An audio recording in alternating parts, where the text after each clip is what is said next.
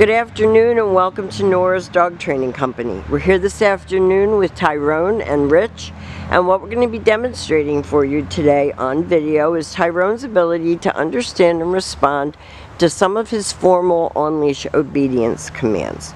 The little tiny corrections and lots of motivation that we give him when we're working with him, and the training equipment that we're using. Rich is using a regular 6-foot web training leash, and he keeps the bulk of the leash folded neatly in his right hand.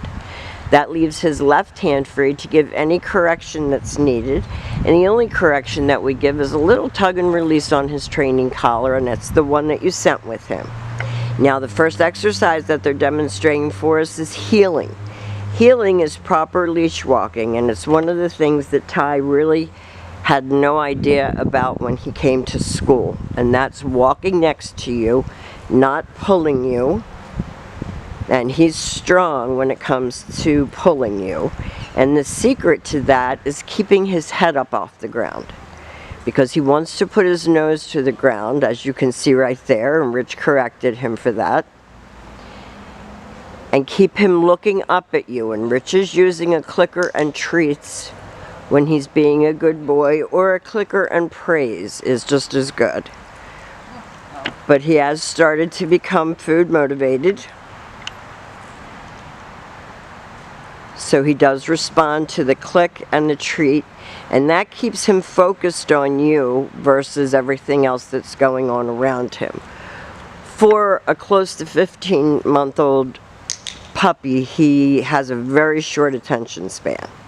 So it's always pay attention to me, look at me, focus on me, not putting your head on the ground, sniffing where other dogs have been, looking at squirrels, whatever he can find to distract himself. So this heeling is going to be very important to both of you going forward, so that you can comfortably walk him. And then when Rich stops, he asked him to sit. And that comes along with the heel. So when you're walking down the street and you stop your feet, he should sit. And they take off heeling again. And that heeling is so much of an improvement, and it took every bit of 3 weeks just to get him to walk with his nose off the ground. And you can see when he tries to drop his head immediately, Rich doesn't let him. This is your sit stay, and we can tell that you've taught him to give paw, because he always puts his paw up. This is your sit stay, and you can practice this indoors as well as outdoors. And when Rich returns back to him, he gives him a little click and treat for holding his sit stay.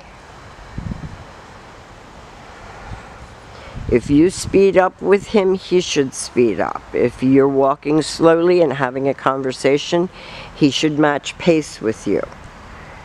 He should never be running the walk. Nice sit, stay. Click. Stay is a hand and a voice, and because it is a stationary exercise, you do not use his name. This is the recall or the come on command, and he's been taught to come and sit and not jump on you.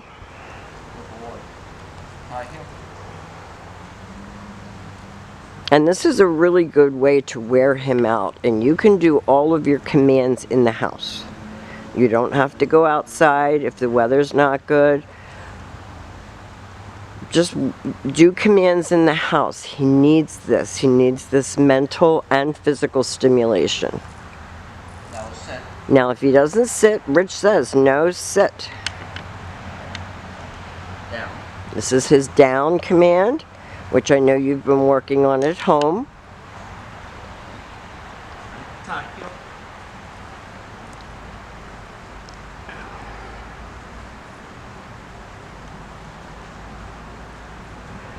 So practice with him. Practice, practice, practice. I know he has a wonderful relationship with you, Patty, but I want him to be a manageable dog for you as well.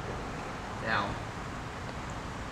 And you can use treats. We don't mind. We're going to send you home with a clicker.